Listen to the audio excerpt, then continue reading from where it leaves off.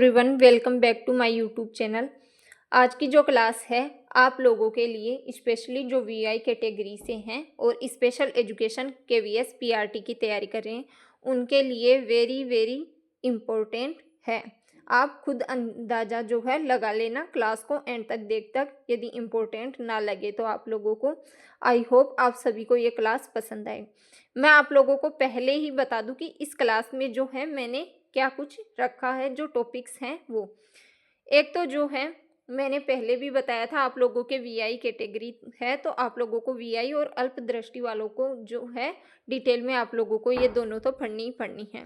तो यहाँ पे मैंने लिया है कक्षा प्रबंधन, जो आप लोगों के टॉपिक दे रखा है। कक्षा प्रबंधन की व्यवस्था जो है अल्प दृष्टि बाधित बालकों के लिए किस प्रकार जो है रखी जानी चाहिए, तो उस पर जो है थ्योरी होगी फुल डिटेल में। उसके साथ ही यदि मैं आप लोगों को बात करूं तो बहुत से बच्चों के कमेंट थे कि मैम डिस्क्रिप्टिव जो आंसर हैं वो किस प्रकार से क्वेश्चंस जो है आने वाले हैं। डिस्क्रिप्टिव क्वेश्चन जो है मैं आप लोगों के लिए लेके आई हूँ, वीडियो के एंड में आप लोगों को देखने को मिलेंगे। तो इस प्रकार से जो है क्लास इंपॉर्टेंट है। उसके साथ ही मैंने 10 मोस्ट इम्पोर्टेंट एमसीक्यू जो आपने ना तो किसी यूट्यूब क्लास में देखे होंगे किसी अदर यूट्यूब चैनल पे, ना ही पेड बेसिस में आप लोगों ने देखे होंगे, बहुत इम्पोर्टेंट है, जो सारे हैं वीआई से रिलेटेड हैं। उसके साथ ही कुछ इम्पोर्टेंट फुल फॉर्म और इम्पोर्टेंट डेज जो है डिसेबिलिटी से रिलेटेड, वो सभी भी मैंने इस क्लास में ऐड किए हैं। अभी ज़्यादा समय खराब नहीं करते हैं, सीधा क्लास जो है स्टार्ट करते हैं। तो चलिए, क्लास का टॉपिक मैंने आप लोगों को ऑलरेडी जो है बता दिया है। कक्षा प्रबंधन, बैठने की व्यवस्था, समायोजन, फर्नीचर, रोशनी, गैर प्रतिबंधित रंग, विपरीत रंग। अभी हम बात करेंगे अल्पदृष्टि छात्रों के लिए उनके कक्ष तथा विद्यालय परिसर में सुगमता बढ़ाने के लिए कुछ संशोधन क्या है आवश्यक होते हैं, जिससे उन्हें अनुकूलित वातावरण में सीखने में सहायता मिल सके। यह एक अल्पदृष्टि बालक को अतिरिक्त सेवाओं से युक्त शैक्षणिक वातावरण की क्या होती है, आवश्यकता होती है। जैसे एक नवीन दृष्टि बालक के लिए कक्षा में, यहाँ पे आएगा सॉरी, अल्पदृष्टि बालक के लिए कक्षा में प्रकाश की क्या होनी चाहिए, उचित व्यवस्था होनी चाहिए। जहाँ पे समझाने वाला टॉपिक होगा वहाँ मैं आप लोगों को खुद समझा दूंगी। यहाँ पे जो है लाइन सीधी सीधी बिल्कुल अर्थ है, आप लोगों के जो है इजीली समझ में आ रहा होगा। ठीक है, नेक्स्ट देखिए, कक्षा में उसके बैठने का स्थान व मेज आदि बालक की आवश्यकता के अनुसार निर्धारित हुए चयनित किया जाना चाहिए। इसी प्रकार विद्यालय की खिड़की, दरवाजे, यहाँ पे फर्श आएगा, फर्श तथा कक्षा की दीवारों का रंग चुनते समय भी अल्पदृष्टि बाधित बच्चों की विशेष आवश्यकताओं का ज्ञान जो है हमें रखना चाहिए।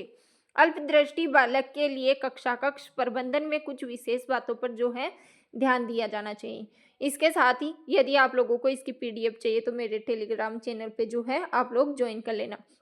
उसके साथ ही एक क्वेश्चन आप लोगों का तैयार नहीं करवाऊंगी, मैं आप लोगों का यहाँ पे 2 थ्योरी क्वेश्चन तैयार करवाऊंगी। वो कैसे, वो इस प्रकार से, जैसे मैं आप लोगों को पढ़ा रही हूँ अल्पदृष्टि बाधित बालकों का जो है कक्षा प्रबंधन, आपको जो है ध्यान रखने हैं। मेन पॉइंट्स अभी आगे आएंगे, मेन पॉइंट्स कौन कौन से हैं वो याद रखने हैं। यदि आप लोगों को पूछे दृष्टिबाधित बालकों का कक्षा प्रबंधन, तो वो सेम मेन पॉइंट आप लोगों को लिख देने हैं।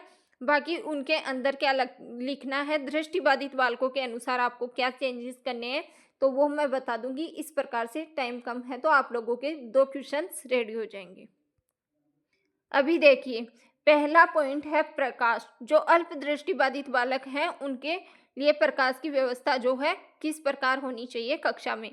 प्राकृतिक और कृत्रिम प्रकाश की क्या होनी चाहिए, उचित जो है व्यवस्था करनी चाहिए। अल्प दृष्टिबाधित बालकों के लिए ऐसी व्यवस्था करनी चाहिए जिससे प्रकाश बालक के जो है पीछे से आए, सामने से आंखों में ना आए। कुछ स्थितियों में अधिक प्रकाश की क्या होती है, आवश्यकता होती है। यदि खासकर किसी बालक को क्या हो, रेटिनाइटिस पिगमेंटोसा हो, ये आंख से रिलेटेड क्या है, दृष्टि दोष में आता है। अच्छा प्राकृतिक प्रकाश कक्षा में पहुंचे, यह भी क्या करनी चाहिए, व्यवस्था करनी चाहिए। आगे देखिए, नेक्स्ट पॉइंट है बैठने की व्यवस्था। आप सेम पॉइंट्स जो हैं याद रखेंगे। प्रकाश वाले में आप दृष्टिबाधित बालकों के लिए भी सेम पॉइंट्स लिख सकते हैं जो अल्प दृष्टिबाधित बालकों के लिए हमने देखे। आप लोगों को याद रखना है 2 क्वेश्चन तैयार करने में। बैठने की व्यवस्था की अभी हम बात करेंगे। सीमित दृष्टि वाले बच्चों को कक्षा में हमें सामने की पंक्ति के मध्य में बैठाना चाहिए। सामने की पंक्ति के मध्य में सुरंग दृष्टि बालक को ऐसी जगह बैठाना चाहिए जहां से वह अपनी सशक्त आंख से देख सके, चाहे वह स्थान कक्षा में थोड़ा पीछे हो। यानी सुरंग दृष्टि बालक जो केंद्रीय दृष्टि, हमने परिधीय दृष्टि देखी थी, जिस बच्चे को है एकदम सेंटर में दिखाई देता हो तो कक्षा के मध्य में से बैठाना चाहिए। बच्चे को उसे इस स्थान पर बैठाना चाहिए जहां खिड़की व दरवाजे से ज्यादा प्रकाश आता है। ध्यान रखें, सभी अल्प दृष्टि बच्चे पहली पंक्ति में बैठना जो है पसंद नहीं करते। कक्षा का वातावरण ऐसा हो जो बालक को अपनी दृष्टि का प्रयोग करने के लिए क्या करे, प्रोत्साहित करे। ये सभी किससे संबंधित है, बैठने की व्यवस्था से संबंधित। इनमें भी आप लोगों को ज़्यादा चेंजेस नहीं करने हैं। दृष्टिबाधित बालकों के लिए भी आप सेम जो है लिख सकते हैं। आप लोगों को डिस्क्रिप्टिव क्वेश्चंस में जो है क्या क्या पॉइंट्स ध्यान में रखकर आंसर राइटिंग करनी है वो मैं आप लोगों को आगे बताऊंगी। तीसरा पॉइंट है अनुकूलित फर्नीचर। फर्नीचर उनके हिसाब से किस प्रकार जो है होना चाहिए। इस प्रकार के फर्नीचर की व्यवस्था करनी चाहिए जो आसानी से ऊपर और नीचे जो है हो सके। अल्पदृष्टि बच्चों द्वारा इस्तेमाल किए जाने वाले विभिन्न उपकरणों के लिए रखने के लिए पर्याप्त जो जगह, बेंच पर पर्याप्त जगह होनी चाहिए जिससे टेबल, लैंप, चश्मा आदि रख सकें। फर्नीचर किसी भी प्रकार से सुविधाजनक होना चाहिए। उनकी बनावट तथा रंगों के चयन में भी विशेष ध्यान जो है दिया जाना चाहिए। एक चीज आप लोगों को ध्यान रखनी है, अल्प दृष्टिबाधित बालकों के लिए यदि हम प्रकाश की बात करें तो प्रकाश उनका सीधे आंखों में नहीं आना चाहिए। उनको प्रकाश वाली जगह में तो बैठाना चाहिए लेकिन प्रकाश पीछे से आए इस प्रकार आप उनको खिड़की दरवाजों के पास जो है बैठाएंगे। अनुकूलित फर्नीचर की बात करें तो जहाँ पे वो अपनी सारी स्टेशनरी का सामान वगैरह है वो आराम से सुविधाजनक तरीके से रख सके, ऊपर नीचे फर्नीचर को एडजस्ट अपने अकॉर्डिंग कर सके, इस प्रकार का होना चाहिए। और कलर की यदि हम बात करें तो कलर हमेशा जो है फीके कलर, हल्के कलर, कॉन्ट्रास्ट वाले जो कलर हैं वो ही उपयोग में लिए जाने चाहिए ताकि कलरों की चमक या फर्श की चमक, फर्श ज़्यादा चमकीला नहीं होना चाहिए। कालीन बिछा देनी चाहिए क्योंकि बच्चों को आंखों में जाएगा, उनको थोड़ा बहुत दिखता है तो उनको तकलीफ होगी। ठीक है, आगे देखिए अगला पॉइंट आएगा बिना चमक वाली फर्श आएगा यहाँ पे फर्श। इस पॉइंट में जो सब पॉइंट्स थे जैसे अभी बाकी के देखिए, ये मेन पॉइंट है वो मैंने लिया नहीं, इसका वैसे ही बता दूंगी मैं आप लोगों को, आप अपने अकॉर्डिंग लिख सकते हो क्योंकि फिर ज़्यादा टाइम लगेगा, ज़्यादा लंबी हो जाती क्लास। इसमें ऐसा है, मैंने अभी बताया कि ज़्यादा चमकीले फर्श नहीं होने चाहिए। यदि जहाँ पे चमकीले फर्श हैं, कक्षा कक्ष या विद्यालय कहीं पर भी जो है चमकीले फर्श नहीं होने चाहिए। कहीं पर भी चमकीले फर्श हैं तो वहाँ पे कालीन का प्रयोग जो है करना चाहिए। इतना पॉइंट जो है आप लोगों को लिखना है। आगे आता है रंग विभेदीकरण जो पॉइंट आएगा, तो इसमें आप लोगों को जो सारी सामग्री है जो विद्यालय में प्रयोग की जाती हैं उनके बारे में आपको डिटेल से आप कितना भी लिख सकते हो, बस आपको समझने की ज़रूरत है टॉपिक को। इसमें आप लोगों को लिखना है कि जो फर्नीचर है, बोर्ड है, खिड़की है, दरवाजे हैं, कक्षा कक्ष परिसर की जो दीवार है, विद्यालय की दीवार है, सभी चीज़ों का जो कलर है वो हल्के कलर में रखना चाहिए। अल्प दृष्टिबाधित बालकों के लिए ज़्यादा चटकीले जो आंखों में चुभने वाले कलर नहीं होने चाहिए। फर्श भी ज़्यादा चमकीला नहीं होना चाहिए। ये सभी पॉइंट्स आप लोगों को लिखने हैं इसमें। अभी हम देखेंगे 10 इम्पोर्टेंट क्वेश्चंस।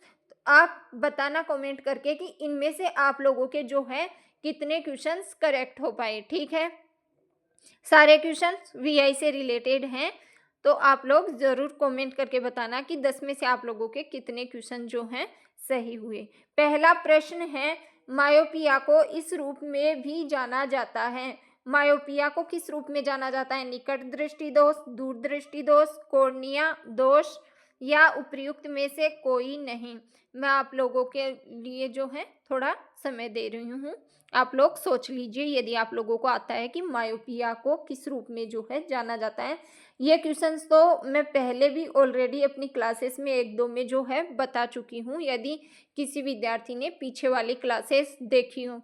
यदि किसी ने अभी तक पीछे वाली क्लासेस नहीं देखी है तो बहुत बहुत इम्पोर्टेंट है। मैं ज़्यादा से ज़्यादा सिलेबस के अकॉर्डिंग जो है सिलेबस कवर करवाने की कोशिश कर रही हूँ, आप लोग देखना ज़रूर। और इतनी मेहनत कर रही हूँ तो वीडियो को जो चैनल है उसको लाइक, शेयर और सब्सक्राइब कर देना। चलिए मैं बता देती हूँ इसका करेक्ट आंसर क्या होगा। इसका जो राइट आंसर है वो होगा निकट दृष्टि दोष। मैंने आप लोगों को पहले भी बताया है कि जो निकट दृष्टि दोष है उसको इंग्लिश में बोलते हैं मायोपिया, और दूरदृष्टि दोष हैं इनको निकट दृष्टि दोष, दूरदृष्टि दोष और जरा दृष्टि दोष, इनको मैंने आप लोगों को डिटेल में ऑलरेडी पढ़ा रखा है।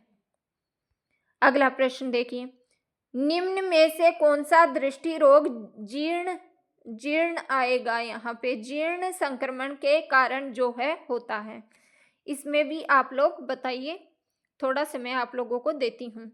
मोतियाबिंद होगा, काला मोतिया होगा या ट्रेकोमा होगा या उपरोक्त सभी होगा। यहाँ पे मैं आप लोगों को इसका आंसर जो है बता देती हूँ। अभी इसका आंसर जो है वो होगा करेक्ट ट्रेकोमा। इसके इन सभी के बारे में भी मैंने ऑलरेडी पढ़ा रखा है पिछली क्लासेस में, तो आप लोग देख लेना। मोतियाबिंद है वो उम्र के साथ होने वाले ये रोग हैं। बाकी ट्रेकोमा की यदि हम बात करें तो जीर्ण संक्रमण के कारण होता है। भारत में दृष्टिबाधित बच्चों के लिए पहले विद्यालय निम्नलिखित में से किस शहर में जो है शुरू किया गया है। ये क्वेश्चन भी मैं पहले बहुत बार बता चुकी हूँ। पीआई वालों जवाब दो, क्या होगा इसका आंसर सही। दिल्ली होगा, अमृतसर होगा, देहरादून होगा या तमिलनाडु होगा। मैं आप लोगों को बता दूं अमृतसर में की गई थी, श्रीमती एनी शार्प द्वारा की गई थी। देहरादून किससे रिलेटेड है, NIEPVD से, EPVD से जो दृष्टिबाधितों की संस्थान है, राष्ट्रीय संस्थान है NIPVD। इसकी फुल फॉर्म भी मैंने आप लोगों को बहुत बार बताई है। राष्ट्रीय संस्थान, इसकी भूमिका भी ऑलरेडी पढ़ा चुकी हूँ, ये देहरादून में है। अगला प्रश्न देखिए, कितने क्वेश्चन सही हुए बताना जरूर, और क्लास आप लोगों को पसंद आई या नहीं ये भी कमेंट करके बताना। निम्नलिखित में से किस प्रख्यात व्यक्तित्व के जन्मदिन को जो है ब्रेल दिवस के रूप में मनाया जाता है। ये क्वेश्चंस तो यदि आप लोगों ने DLED किया है तो आप लोगों को पता होना ही होना चाहिए, क्योंकि आप लोगों को यह भी नहीं पता नॉर्मल चीज़ें तो आप आगे क्या पढ़ने की कोशिश करोगे। आप लोगों को बेसिक तो जो है पता होना ही चाहिए। हेलन केलर, लाडवानी, लुई ब्रेल, निकोलस सैंडरसन आएगा यहाँ पे। बताइए इनमें से जो है करेक्ट आंसर क्या होगा। मैं आप लोगों को बता दूं, जो ब्रेल दिवस है वो बनाया जाता है लुई ब्रेल के जन्म दिवस जो है, उनके जन्म दिवस, इनका जन्म हुआ था 4 जनवरी 1809 को हुआ था। कहाँ पे हुआ था वो मैं अभी नहीं बता सकती, क्योंकि आगे क्वेश्चन आएगा तो आप लोगों को पहले ही पता लग जाएगा, वहाँ पे मैं आप लोगों को बता दूंगी। 1809 में हुआ था इनका जन्म 4 जनवरी को। तो जो ब्रेल दिवस है वो भी ऑफकोर्स 4 जनवरी को ही मनाया जाता है। आगे देखें, यहाँ पे आएगा ब्रेलर एक है। ब्रेलर क्या है, लेखन उपकरण, ब्रेल पठन उपकरण, गतिशीलता उपकरण या स्क्रीन रीडर। ये सभी जो आप देख रहे हैं ये सभी हैं दृष्टिबाधितों से संबंधित उपकरण। इनके बारे में भी मैंने आप लोगों को बताया था। ब्रेलर मैं आप लोगों को बता चुकी हूँ, बताइए क्या होगा आंसर, फिर मैं बताती हूँ। चलिए मैं आप लोगों को बताती हूँ।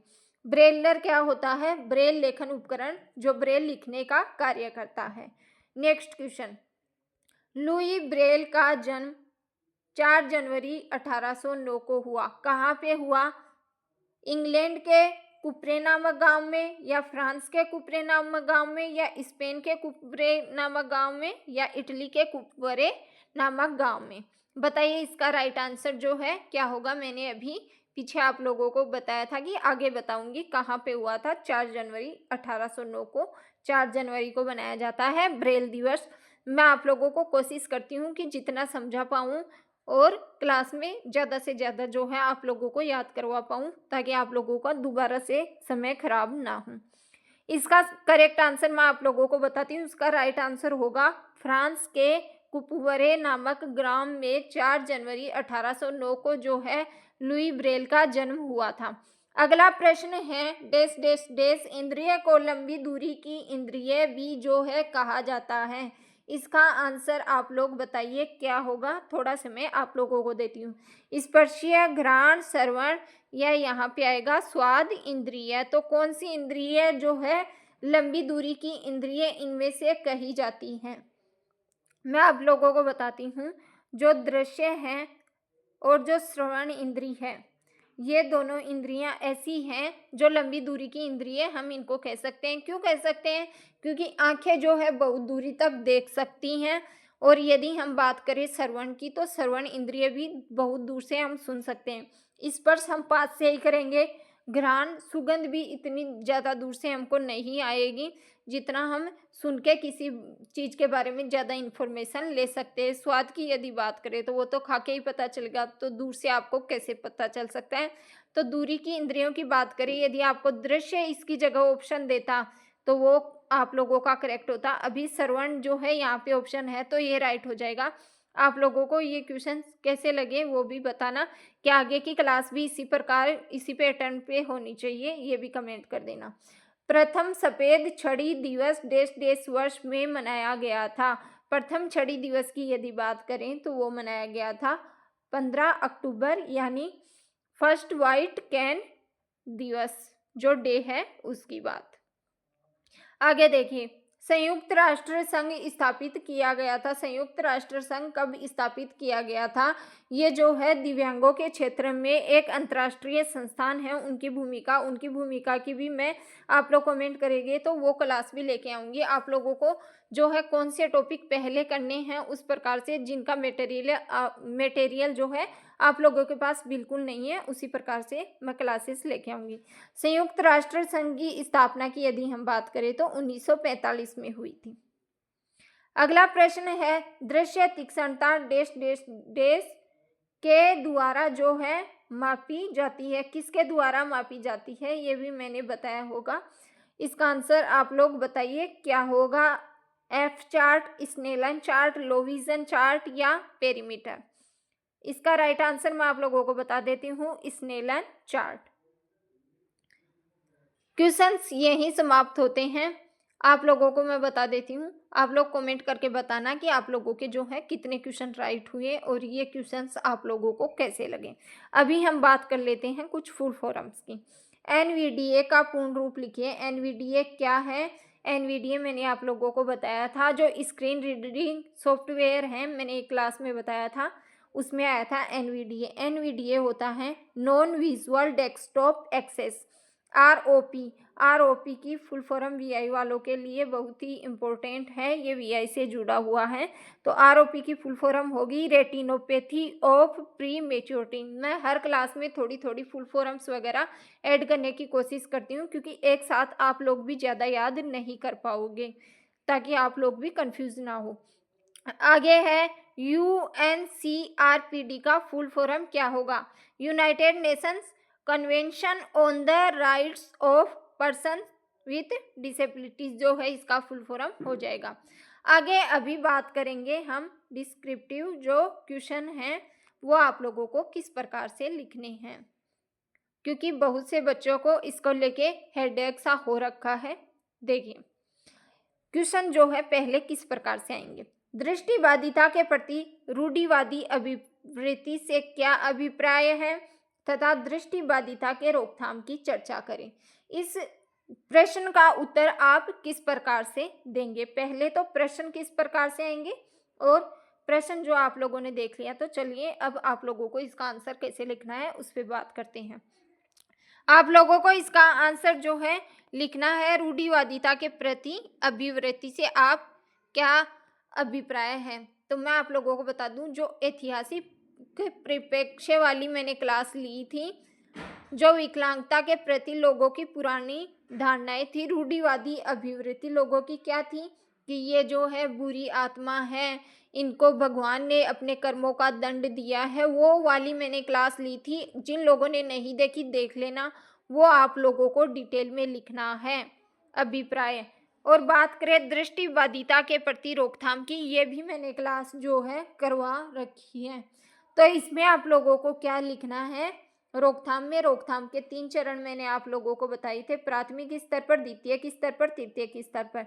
यदि आप लोगों से एमसीक्यूज में पूछा जाए कि दृष्टिबाधिता या विकलांगता की रोकथाम है वो कितने स्तर पर की जाती है, 3 स्तर पर की जाती है। आप लोगों को ये इसका आंसर किस प्रकार देना है समझ में आ गया होगा, क्वेश्चंस भी याद कर लेना। आगे देखिए, विस्तारित कोर पाठ्यक्रम की अवधारणा को परिभाषित करें, विस्तारित कोर पाठ्यक्रम की आवश्यकता और महत्व पर चर्चा करें। ये मैंने आप लोगों को बताया है। पाठ्यक्रम अनुकूलन वाला जो टॉपिक है, विस्तारित मूल पाठ्यक्रम, आप लोगों के सिलेबस में दे रखा है। क्या दे रखा है सिलेबस में? जो पाठ्यक्रम अनुकूलन है वही ये है। आप लोग समझो कि कहीं ये शब्द चेंज करके आप लोगों को दे सकता है। तो अब पाठ्यक्रम अनुकूलन वाला जो है उसकी अवधारणा आप लोगों को परिभाषा लिखनी है कि है क्या, कि दृष्टिबाधित बालकों के अकॉर्डिंग हम जो सिलेबस तैयार करते हैं, नॉर्मल पार्ट कोई मैंने आप लोगों को बताया था वो लिखना है पहले, और आवश्यकता और महत्व मैंने आप लोगों को पढ़ा रखे हैं उसमें, तो वो आप लोगों को। और इसकी जगह आप लोगों को ये भी पूछ सकते हैं कि पाठ्यक्रम अनुकूलन के सिद्धांत कौन कौन से हैं उनके बारे में बताइए। तो मैंने 4 सिद्धांत आप लोगों को बताए थे। जिन जिन ने क्लास नहीं देखी है जाके देख लेना, पीछे की क्लासेस मैंने डिटेल में समझा रखा है। और कुछ समझ में नहीं आ रहा हो तो कमेंट कर देना। आगे हम बात करते हैं अगला प्रश्न, शीघ्र हस्तक्षेप को समझाइए तथा अल्पदृष्टि बालकों पर पड़ने वाले मनोवैज्ञानिक प्रभाव को जो है स्पष्ट कीजिए। शीघ्र हस्तक्षेप की क्लास आप लोग मेरे चैनल पे देख लेना। शीघ्र हस्तक्षेप क्या है उसको समझाना है सिर्फ डिटेल में। उसके अलावा अल्पदृष्टि बालकों पर पड़ने वाला मनोवैज्ञानिक प्रभाव ये मैंने नहीं पढ़ाया, मैं आप लोगों को बता देती हूँ इसके बारे में थोड़ा, कि अल्पदृष्टिवादी यदि किसी बालक को पता चल जाए कि वो लो विजन है तो उस पर मनोवैज्ञानिक इफेक्ट क्या होगा। मनोवैज्ञानिक इफेक्ट होगा, उसको तनाव होगा और वो अपने बारे में जो है नेगेटिव, नकारात्मक प्रभाव जो है, नकारात्मक बातें ज़्यादा सोचेगा कि मैं ये नहीं देख सकता, लोग मेरे को हीन दृष्टि से देख रहे हैं, ये कार्य जो मेरी उम्र के बच्चे कर पा रहे हैं मैं इसको नहीं कर पा रहा, उसको सीखने में तो उसको क्या है, तनाव और नकारात्मकता का बहुत ज़्यादा प्रभाव होगा। इसको आप अपने हिसाब से और डिटेल में लिख लेना, ठीक है। अगला प्रश्न है, दृष्टिबाधित बच्चों को दैनिक जीवन कौशल सिखाने की तकनीकी क्या है, उदाहरण के साथ समझाइए। इसमें मैं आप लोगों के लिए क्लास लेके आऊँगी। दृष्टिबाधित बच्चों को जो है दैनिक जीवन कौशल हम किस प्रकार से सिखाते हैं। दैनिक जीवन कौशल क्या होते हैं, जो हम डेली जो है रूटीन में कार्य करते हैं वो सभी आते हैं दैनिक जीवन कौशल में, जैसे ब्रश करना, खाना खाना, नहाना, जितने भी कार्य हैं, पढ़ना, खेलना, कूदना, जितने भी, उनको किस प्रकार से हम जो है एक एक कार्य सिखाएं। इसको आप लोग अपने दिमाग से जो है अपने हिसाब से भी जो है लिख सकते हैं, बस आप लोगों को थोड़ी समझ विकसित करने की ज़रूरत है। बाकी क्वेश्चन किस प्रकार से आएंगे, क्या आंसर देना है, किस तरीके से, वो मैं आप लोगों को बता रही हूँ। और आप लोग जो है हेडिंग्स का ज़रूर ध्यान रखना, मेन पॉइंट्स तो आप याद कर ही लेना एज इट इज़, बाकी आप लोग जो है अपने हिसाब से उनके अंदर लिख देना। अगला क्वेश्चन है, अल्पदृष्टि को परिभाषित कीजिए। अल्पदृष्टि की और दृष्टिबाधिता की परिभाषा भी मैंने आप लोगों को करवा रखी है। 21 डिसेबिलिटीज़ जो एटलीस्ट हैं उनकी परिभाषा तो आप लोगों को नॉर्मली पता होनी चाहिए, वो मैंने ऑलरेडी बता रखा है, ठीक है।